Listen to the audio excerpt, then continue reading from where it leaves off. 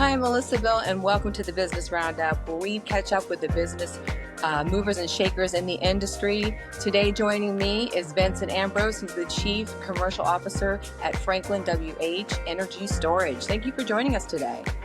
Thank you, Melissa. Appreciate you having me on board and excited to be talking to you and your listeners today. Now, I was going to say renewable energy, and just energy in general is something we're talking about in different sectors. It could be, vehicles we drive, our homes. So there's a lot of areas that this touches. Now, you deal with at your company. Can you share a little bit about your background and what services you offer? Sure.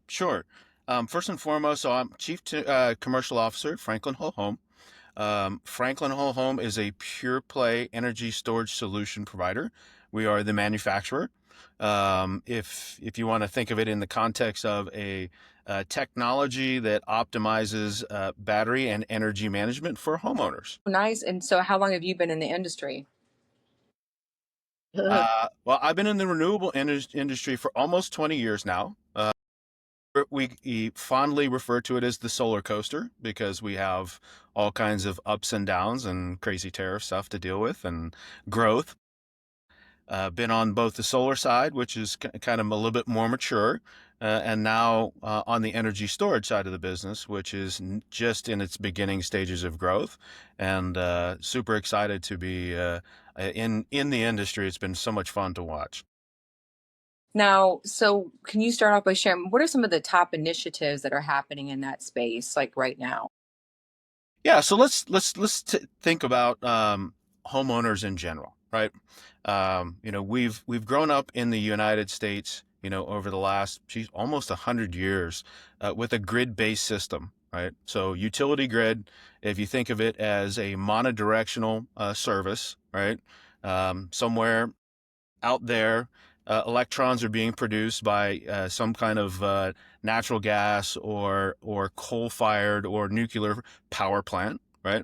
Those electrons are pushed over a wire, one direction, they go into the home, and you flick a switch. And for the last 100 years, we've been used to flipping on the switch, and electricity works, our house works, our lights turn on, and it's been a kind of a long-term business model, right?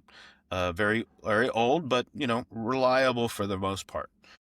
What we've seen over the last, we'll call it 30 years, is there's been a chronic underinvestment in the grid and grid production. And as a result of that, what we've seen is very unreliable utility services, electricity services in the United States. I don't have to go into too much detail. It doesn't take much more than an average thunderstorm to wipe out 100,000 people from their electricity services. It happens every day, constantly, and continues to get worse and worse as the grid is underinvested in. And we actually, start to see more and more climactic changes, really adversely affecting the grid and grid services. So that's kind of the world we live in right now. We see these all the time, whether it be derechos in Houston, hurricanes in Florida, ice storms in Buffalo, right? Grid goes down, grid goes down, grid goes down. So what can homeowners do? What Franklin Whole Home, what we bring to the table is an energy management system that's based around intelligent power electronics and a battery that enables homeowners to store, manage, and use their own electricity, almost like their own little microgrid, and not be dependent on the grid. We like to say that we provide energy freedom, right? And that tagline has different meanings for different people. Energy freedom has different meanings for different people and homeowners. For some, it's really just, hey, I can save money by putting this solar plus storage on my house because my electricity rates are super high, right? And they keep going up at a rate that's 2 to 3 to 5 times inflation. So for them, it's a money saver. For others, it's just the comfort of knowing that when the grid goes down, that their house will still run, right? And they're not inconvenienced by a continual grid insecurity issue. And that we see that all over the U.S. Energy freedom means different things to different people.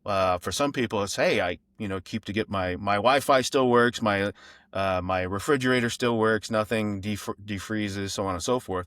For others, it's my medical device that keeps me alive still runs, right? So in some situations, it's a life or death situation. So that energy freedom is really what we bring to homeowners. The technology is relatively new. We're at a price point where it's affordable for many Americans, and yeah, that's kind of what we bring to the marketplace. And that's great because I mean, like you're pointing out, not only like places like Florida or, even Houston when they had the hurricane, like things happen and it knocks out. They had a big issue with that. It knocked out the grid for weeks and it took, it kind of disabled the whole area. So this is something that could be utilized anywhere. It doesn't matter where you live, basically. We have customers and installed product in all 50 states. We're also doing business in Canada, and Hawaii and Puerto Rico. Let's get our islands in there as well. So yeah, absolutely. The grid instability, we see it pretty much everywhere. It doesn't take much to take down the grid, and people don't realize, how much they depend on their day-to-day life on the electricity that comes into their house until it goes down. And now with solar energy has been around for a while. What are the advancements that you're seeing in that industry? Like where you're taking it from where it was, 20 years ago to where we are today. Yeah, great question. So PV at the when and we'll stick in kind of like the residential sector for the most part, and homeowners. PV's really kind of been around since about, yeah, we'll call it 2008, early adopters, right? And that market's continued to grow. We have literally solar installed in millions of American homes at this point. The penetration is still low. We've got hundreds of millions to go. But PV's been a great success story when it comes to renewable energy. When we think about solar is, if my analogy is, I think of it as a knife, right? It's got one function, right? A knife does one function, it cuts. Solar has one function. It collects sunlight and pushes electrons down a wire to offset a bill, right? And or run an application, run a home. Okay. Um, the next stage of renewable energy, and especially home energy technology, is really these energy storage solutions like Franklin brings. I like to think of it as a Swiss Army knife, in the fact that we don't do one thing, we can do multiple things. So in the case of our product, we can store excess solar electricity for the homeowner, so they always have backed up power in their batteries. That power can be then deployed at different times. Maybe when the electricity rates are most high, you could save it when it's low and deploy it when it's high. We call that peak shaving. We can always use it for emergency backup. When the grid goes down, the battery kicks in so fast, the clock on your microwave oven doesn't even change, and you don't even know that your electricity has gone out, right? And you have that immediate and constant service. We can also interact with the grid. So in many cases, there are utilities that have tariff programs where we can feed that battery energy out of the battery back into the grid and actually get paid by the utility for that service.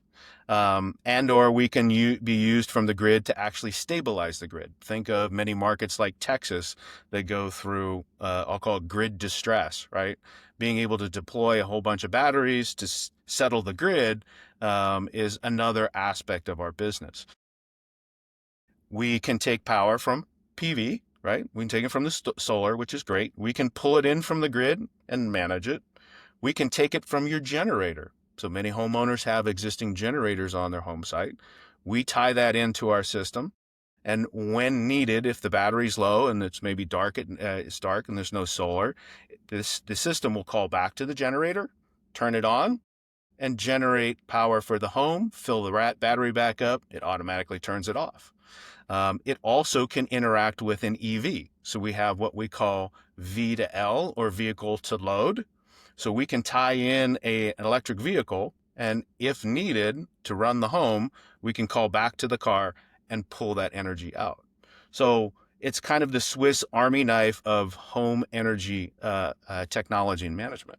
That's amazing. So all the just the advancements that are being made. And now do you find that the like electricity providers, do they like this type of thing? Are they like in support of more of this, of more residential people like getting on board with this type of home energy technology? I would say yes and no. It kind of depends on the utility and the utility provider. There are some utilities that are a little bit more progressive. They've recognized the fact that the what we call grandpa's grid, right? That kind of unidirectional, non-interactive, non-innovative electricity service model is probably seen its last days, and that a distributed energy management grid interactive business model is really what we'll see going forward. Um, it's and it depends market by market. Each area is different. But in like, if I guess if you look for the future, that might be something that would be a benefit to everybody all the way around. Like you're saying, that would be, I mean, right now, what we have in place is kind of like outdated. So as we progress further, we're going to need more energy. This would be like a good, I guess, thing for the future. Absolutely. So if you think about the batteries that our homeowners buy, that are attaching to the grid. They're plugging into this big network. You take that plus the millions of electric vehicles that are now out on the roads. Those are also in garages, right? Um, those are all energy assets. So they can be utilized by the grid operator if the grid operator puts the right infrastructure in place and incentives, right, for EV owners or home energy storage homeowners to really be able to tap into those resources at different times and to use them as need be. And we're seeing some grid operators are becoming more savvy for this level of technology. Others, not so much so. Now, are there incentives for homeowners now? I know there used to be for solar back, I don't, it's been a while, but they would, even the government or some, would kind of have some incentives to get homeowners or price points. Is it something that's coming down where it's more reasonable for people to want to look into? Great question. The short answer to that is yes.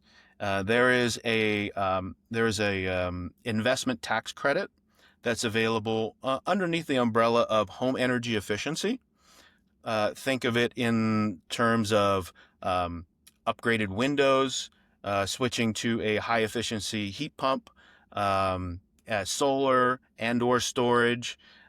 All of these home energy upgrades are usually available for a 30% tax credit from the federal government, one-time tax credit for the investment. Think of it as a really effective private-public partnership where the homeowner invests in the efficiency of their home, and the government then it supports them in the form of a tax credit to really kind of drive that efficiency. So we use our energy more effectively in this country because we need a whole lot more of it. Oh, definitely. I know they were saying even with like AI, I mean, that's a whole nother ball game, but it's only gonna increase. We're gonna need more as we come along and like when we have more vehicles that are, using this technology as well. Yes, yes. We're actually here in 2025. We're at a point where we've seen energy demand, net energy, electricity demand grow at a double-digit rate, and we haven't seen that since the 60s. So this is all kind of new territory for the U.S. And how we solve that challenge is going to be it's going to be very interesting. It's going to be very multifunctional, and there'll be a lot of constituents that need to really step up to help solve that electricity shortage problem. Right. And think about things that we can kind of, come together on. And now, do you only service the United States? Is it like national? Right now, we're primarily a North American company, right? Uh, Almost all of our sales, with the exception of a little bit in Australia, comes from North America, primarily the U.S. We also opened up the Canadian market in the last year, and that's where our focus is. We're really highly focused in the residential space and in North America right now. And if somebody wanted to learn more about the company and what you do, or just checking into maybe getting, some information for themselves, where would be the best place for them to visit? Absolutely. www.franklinwh.com. Our website has a plethora of information. You can find out the value proposition that our products give to homeowners. You can find out where to buy or where to contact our installers. We have roughly 3,000 certified Franklin WH installers across North America, and super excited about that group. They're all, they service their local communities. So, a homeowner should very easily be able to find a local installer that's been through the Franklin training and has a certification. Oh, that's great. And I really appreciate you joining us today. I mean, I'm a homeowner, so I want to check into it too. I did have the solar, I have a few solar panels, but that's a great idea, especially being in a place where, we do have thunderstorms and stuff, and it knocks us out quite often. Melissa, are you from Texas by any chance? I am back and forth. I am from Texas, but I also spend some of my time with my family in Florida. So I'm back and forth. Both of them are notorious for thunderstorms. 100%. So I'll give you a real world example of what a homeowner can do with solar plus storage. Because I'll use my house. I have a house in Central Texas. Not a big house. It's roughly 1,400 square feet. You're kind of your average 3 bedroom, 2 bath house. And as you know, in Texas, I don't know what part of Texas you lived in, it's a deregulated market in Texas for the most part. And you're able to choose your own energy provider. And so you can shop for your electricity. I find the Texans of the world are pretty savvy about their energy and energy spend, because it is a deregulated market. So what I did with my very normal American home was, I put PV up on the roof, and I put a single battery with the Franklin Whole Home Energy System. I then shopped for my electricity. I picked an energy service provider who offered me a higher kilowatt hour rate during the day, but at night they gave me free electricity from 10 p.m. to 6 a.m. Because, as a lot of people know, not everybody's using a lot of electricity. The generators are still generating, wind's still producing electricity, so the rate is really cheap. So they incentivize you to move your load to the nighttime. So in that case, my solar powered the house during the day. It charged the battery during the day as well. When the sun went down, my battery kicked in and it ran the house from, we'll call, roughly 7 p.m. to 10 p.m. And then from 10 p.m. until 6 a.m., when my electrons were free, I charged my electric vehicle. So what I ended up with was a $0 bill, all my electricity covered, and my car free gasoline, all wrapped up in that investment in my home. And I could manage it all from my app very simply. I have emergency backup because the power goes out probably, 3 or 4 times in the spring and 3 or 4 times in the winter, probably 8 to 10 times a year. And a lot of times I don't even know it if I didn't get an alert from my app, and I have zero electricity bill. That can all be done by many, many, many homeowners in Texas, Illinois, and other deregulated energy markets. That is amazing. That would be great to have a zero bill. Yeah, and it's very possible. The technology is here now. It's seamlessly integrated. It's just a matter of really educating homeowners that they have the opportunity to invest in their own property, produce, store, and manage their own electricity, and really reap the benefits from it. You can also think of it as a hedge against inflation. If you're buying your solar system and your storage, then you don't have to continually pay higher and higher and higher and higher rates, like we've seen for the last 50 years or more. Electricity rates just keep going up and up. Right, you have more control over it. You're going to be able to make that investment and then know that you're not going to have to face, yeah, exactly. It's going to be another $100 or, however much they raise it, the next year. Absolutely. And for the last 5 years nationally, of course, it varies, some places much more so, that electricity inflation has way outpaced regular inflation. Oh, definitely. And when you've had the hurricanes too, I know for a fact they want to recoup their losses for what they have to put back into their infrastructure. So then they put that back onto the consumer. The homeowners are going to have to pay that. So the bills really shot up after the big hurricanes that hit. Yes, yes. I would guess that's your time in Florida. Yes, yeah, definitely. Well, my mom too, because they live there. So no matter what, they're either coming to see me or I'm going to see them. So, they've been through quite a few because they live in Fort Myers area, which got hit by like Ian, Irma, and then the Helene made a little round. So there was a couple that went through within the last couple years.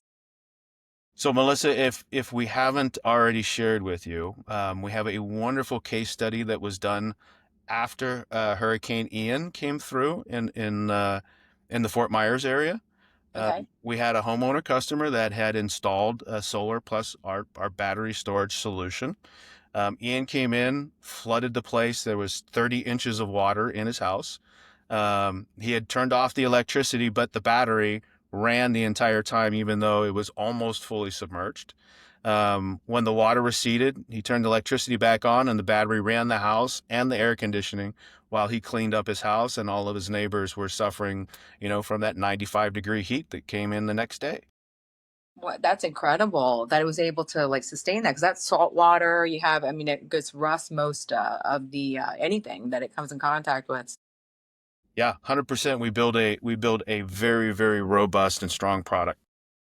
I would love to get, yeah, more information on that. Could people find that on the website as well? Absolutely. You can find it on the website, but I would even quicker, I would just go to YouTube and type in Franklin WH Hurricane, and you'll be able to see that case study.